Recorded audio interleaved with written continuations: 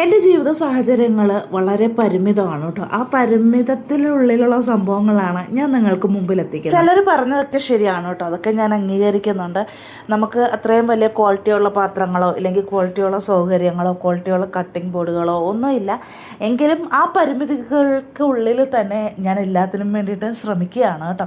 അപ്പോൾ എല്ലാവരും കൂടെ ഉണ്ടാകണം.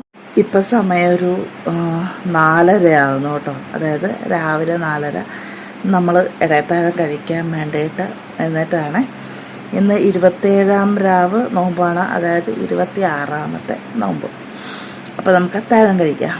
അപ്പോൾ ഞാൻ പോയി ഇതാണ്ടേ ഒന്ന് ഫ്രഷ് ആയിട്ടൊക്കെ വന്നു കേട്ടോ. അപ്പോൾ മോളും എൻ്റെ കൂടെ എഴുന്നേറ്റിട്ട് അവൾ പിന്നെയും മാറിക്കിടന്നു കേട്ടോ. പിന്നെ ഞാൻ അവളെ നിർബന്ധിച്ച് എഴുന്നേൽപ്പിച്ച് അവളും ഫ്രഷ് ആകാൻ വേണ്ടി പോയിരിക്കുകയാണ് കേട്ടോ. പിന്നെ നമുക്ക് ഇച്ചിരി ചോറ് ഉണ്ട് കേട്ടോ. ചോറാണ് നമ്മൾ ഇടത്താഴത്തിന് കഴിക്കുന്നത്. ഞാൻ ചിലപ്പോഴൊക്കെ ഓവർനൈറ്റ് ഓട്സൊക്കെ കഴിക്കാറുണ്ടായിരുന്നു കേട്ടോ. ഇപ്പം മടിയായതുകൊണ്ട് ഓവർനൈറ്റ് ഓട്സ് അങ്ങനെ അധികം ഉണ്ടാക്കാറില്ല കേട്ടോ. പിന്നെ ഇപ്പോൾ കുറച്ച് ദിവസം കൊണ്ടിട്ട് ചോറ് തന്നെയാണ് കഴിക്കുന്നത്.